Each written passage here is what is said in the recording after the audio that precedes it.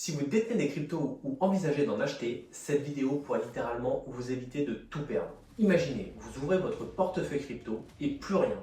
Zéro, disparu, volatilisé. Et vous savez quoi? C'est exactement ce qui arrive à des milliers de personnes chaque année. Parce qu'en crypto, la sécurité, ce n'est pas une option, c'est une nécessité.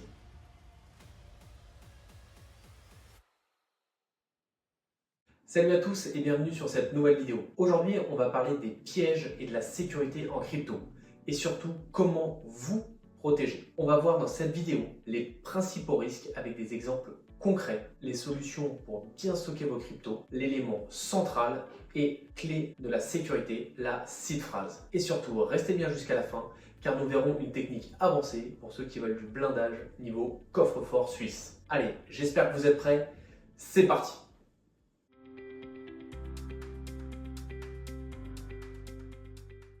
On commence avec les plus gros dangers en crypto. Et croyez-moi, les hackers, escrocs ou autres personnes mal intentionnées ne manquent pas d'imagination. Le premier point, et c'est sûrement celui qui fait le plus parler, car les sommes perdues peuvent être énormes, c'est le hack d'une plateforme d'exchange. Mais à quoi cela correspond? Et surtout, comment cela peut-il arriver? Eh bien en réalité, c'est assez simple. Il s'agit d'une attaque informatique où des pirates exploitent des failles de sécurité pour voler des crypto-monnaies détenues par les utilisateurs. Cela peut arriver de plusieurs façons. Premièrement, des failles de sécurité dans le système. Si l'exchange a une vulnérabilité au niveau de sa sécurité, les hackers peuvent y accéder pour vider les portefeuilles et les exemples sont malheureusement nombreux. Le dernier en date concerne la plateforme Bybit qui en février 2025 s'est fait dérober environ 1,5 milliard de dollars en Ethereum, ce qui représente à ce jour le plus gros hack en crypto.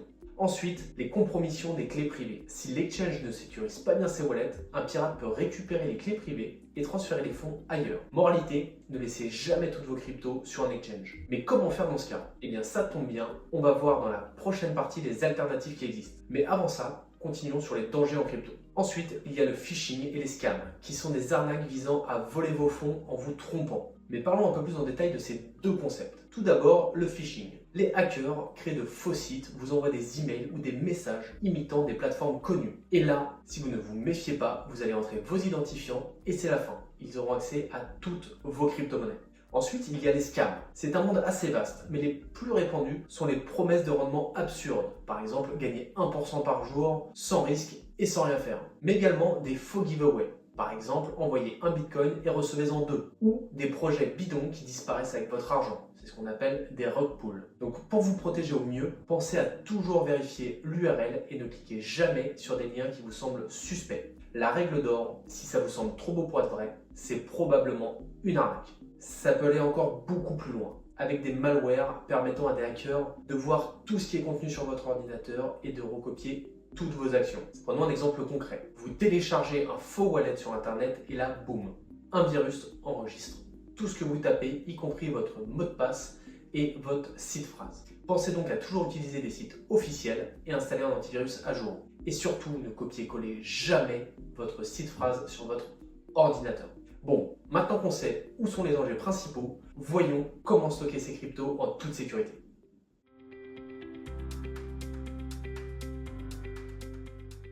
Il y a trois grandes façons de stocker ces cryptos. Premièrement, et comme on l'a vu précédemment, il y a les exchanges, comme notamment Binance ou Coinbase, et bien d'autres.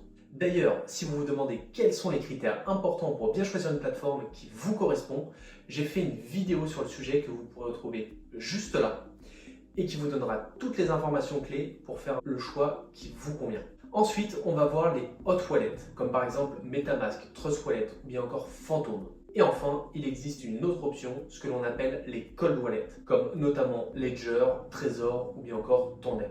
Alors vous allez me dire que c'est bien joli tout ça, mais à quoi ça correspond? Quelles sont les différences et surtout, comment ça fonctionne? Eh bien ça tombe bien, on va regarder ça ensemble tout de suite. Tout d'abord, les exchanges centralisés. Un exchange ou une plateforme d'échange est un site ou une application permettant d'acheter, de vendre et également de stocker des crypto-monnaies.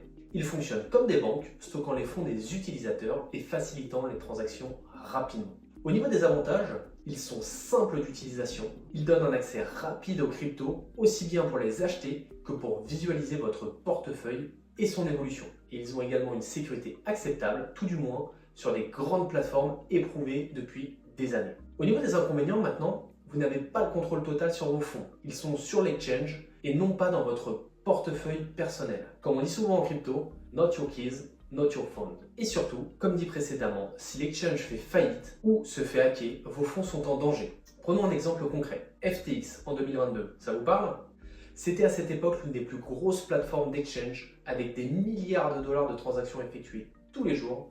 Eh bien, la plateforme a été hackée et des dizaines de milliers d'utilisateurs se sont retrouvés complètement ruinés. Ensuite, nous avons les hot wallets. Un hot wallet est un portefeuille de crypto-monnaies qui va être connecté à Internet. Il permet d'envoyer, de recevoir et de gérer des crypto-monnaies facilement. Mais cette connexion permanente à Internet le rend plus vulnérable aux attaques. Les hot wallets sont souvent utilisés pour des transactions rapides et sont disponibles sous forme d'applications mobiles, d'extensions de navigateur ou encore de logiciels. Au niveau des avantages, vous gardez le contrôle cette fois-ci de vos clés privées. Les crypto-monnaies sont donc cette fois dans votre portefeuille à vous et à vous seul. Ils sont pratiques pour des transactions régulières, un petit peu comme un portefeuille qui serait dans votre poche. Maintenant, au niveau des inconvénients, ils sont également vulnérables au hack et au malware car ils sont, comme on l'a dit, connectés à Internet. Et il y a également un risque de perte si on ne sauvegarde pas sa seed phrase. On verra en détail la seed phrase dans la prochaine partie de la vidéo et c'est un point capital. Si on prend un exemple concret, vous cliquez sur un lien malveillant ou vous autorisez l'accès à une transaction corrompue. Votre hot wallet peut être vidé en quelques secondes. Donc surtout, soyez prudent avec l'utilisation de cet outil. Sachez qu'il n'y a pas de support client comme sur une plateforme d'exchange et qu'une erreur est irréversible. Enfin, nous avons ce que l'on appelle les cold wallets. Un cold wallet est un portefeuille de crypto-monnaies qui cette fois-ci va être déconnecté d'Internet, ce qui le rend beaucoup plus sécurisé contre les hackers et les malwares. Contrairement aux hot wallets qui sont en ligne et exposés aux attaques, un cold wallet va garder vos cryptos hors ligne et donc à l'abri. Au niveau des avantages, comme on vient de le dire, c'est un stockage hors ligne et donc une protection maximale. C'est impossible à hacker à distance car il faut avoir accès à l'élément hardware pour valider et signer la transaction physiquement. Par contre, au niveau des inconvénients, ça va nécessiter l'achat du hardware wallet, qui peut être une clé USB, une carte ou d'autres choses, dépendant du wallet que vous allez choisir. Et ceci a un coût, pouvant aller de 50 à plusieurs centaines d'euros suivant la solution que vous allez choisir. Mais il y a également un risque de perte du matériel hardware. Attention donc à bien le conserver en sécurité. Il est également moins pratique pour des transactions rapides car nécessite d'avoir un élément supplémentaire. Si on prend un exemple concret, c'est comme un coffre-fort. Si vous ne le perdez pas et que vous gardez votre seed phrase qui correspond à la clé, vos cryptos sont intouchables. Je vous affiche maintenant un résumé de ce que nous venons de voir dans cette section de manière à ce que vous puissiez avoir une vision synthétique des éléments partagés.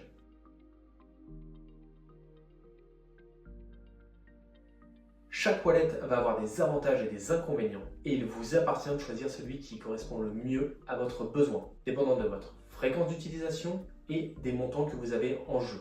Les exchanges sont pratiques pour le trading actif mais risqués pour du stockage long terme. Les hot wallets, quant à eux, sont idéaux pour les paiements et transactions fréquentes tout en restant malheureusement exposés aux hacks et au malware. Quant aux cold wallets, ils sont parfaits pour sécuriser ces cryptos sur du long terme, mais en revanche moins pratiques pour des transferts rapides. L'idéal, ce serait donc à mon sens de combiner plusieurs solutions, garder une petite somme sur un exchange ou un hot wallet pour les transactions fréquentes et sécuriser le reste sur un cold wallet.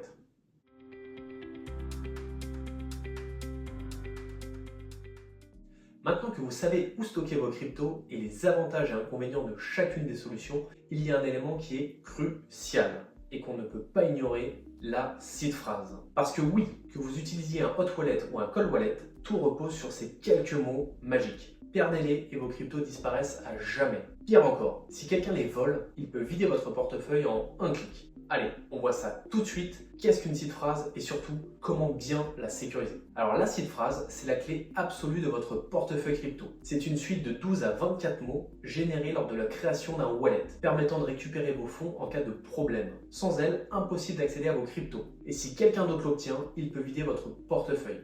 Si on prend un exemple concret, imaginez que votre cold wallet tombe dans l'eau ou que votre téléphone avec votre hot wallet, l'application qui est installée dessus, soit volé. Sans votre seed phrase, vos cryptos sont perdus à jamais. A l'inverse, si vous avez bien sécurisé ces mots, vous pourrez restaurer votre portefeuille en quelques minutes. C'est un petit peu une sorte de garantie.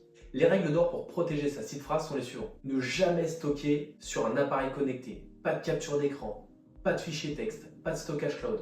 Un malware peut tout voler très facilement comme on l'a vu précédemment. Ensuite, l'écrire sur du papier. Mais pas que. Le papier peut brûler ou s'abîmer avec le temps. Une bonne alternative est de graver sa seed phrase sur une plaque métallique résistante au feu et à l'eau. Plusieurs sites vous proposent ce type de produit, donc n'hésitez pas à chercher celui qui vous correspond le mieux. Ensuite, divisez les mots pour plus de sécurité. Pour éviter qu'une seule personne accède à la totalité, vous pouvez noter la moitié des mots sur une feuille et l'autre moitié ailleurs. Attention en revanche à ne pas trop compliquer la récupération pour ne pas vous perdre vous-même. Ensuite, stockez en plusieurs exemplaires et dans des lieux sûrs. Idéalement une copie chez vous et une autre dans un endroit sécurisé, par exemple un coffre-fort bancaire ou caché chez un proche de confiance. J'ai bien dit de confiance. Prenons un exemple concret. Imaginez que votre maison prenne feu. Si votre seule copie de la seed phrase était sur une feuille dans votre bureau, adieu vos cryptos. D'où l'importance d'une plaque en métal et d'un stockage en plusieurs endroits.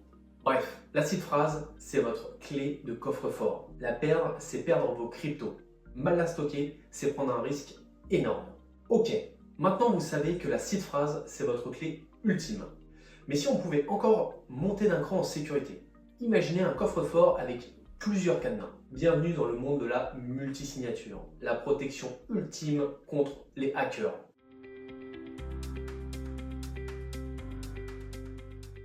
Un portefeuille multisignature, aussi appelé multisig, nécessite plusieurs signatures pour autoriser une transaction. Au lieu d'une seule clé privée, vous définissez plusieurs clés et il faut un certain nombre d'entre elles, par exemple 2 sur 3 ou 3 sur 5, pour valider un transfert.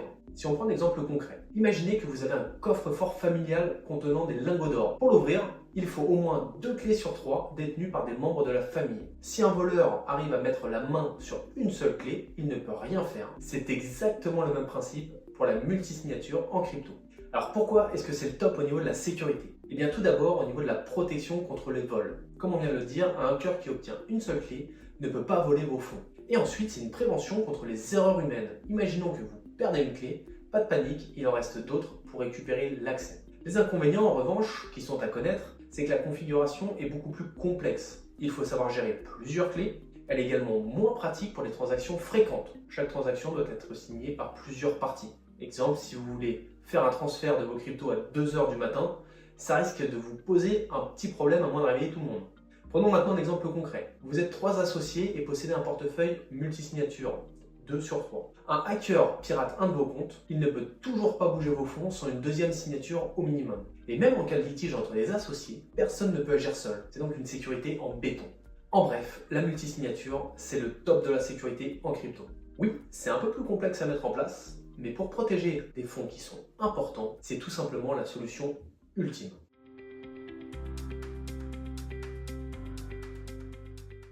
Félicitations, vous avez maintenant toutes les clés en main pour sécuriser vos cryptos comme un pro. Bon, si vous avez suivi jusqu'ici et que vous avez appliqué tout ce qu'on a vu, même le plus rusé des hackers va pleurer devant votre portefeuille. Et ça, c'est beau. Un petit récap express de ce qu'on a vu. Ne laissez pas toutes vos cryptos sur un exchange. Sinon, c'est comme confier vos économies à un inconnu. Un hot wallet, ça va être pratique, mais attention au virus. Un cold wallet, en revanche, c'est un vrai coffre-fort. La seed phrase, c'est l'élément le plus précieux que vous avez. Protégez-le comme un trésor. Et pour les agents secrets ou simplement les personnes plus prudentes, le multisignature, c'est un blindage anti-tank. Et maintenant, à vous de jouer. Dites-moi en commentaire, quelle est pour vous la bonne façon de stocker vos cryptos? Est-ce que c'est plutôt les plateformes? Est-ce que c'est plutôt un hot wallet ou un cold wallet? Ou carrément le multisig? Et bien sûr, si cette vidéo vous a aidé, n'oubliez pas de mettre un like, de vous abonner et d'activer la cloche pour ne rien rater. Ça m'aide énormément à faire grandir la chaîne et je vous en remercie énormément. Et surtout, n'oubliez pas, dans le monde des cryptos, tout évolue à une vitesse folle. Alors ne perdez pas une seconde et restez à l'heure avec CryptoClock. A très bientôt pour de nouveaux conseils. Ciao!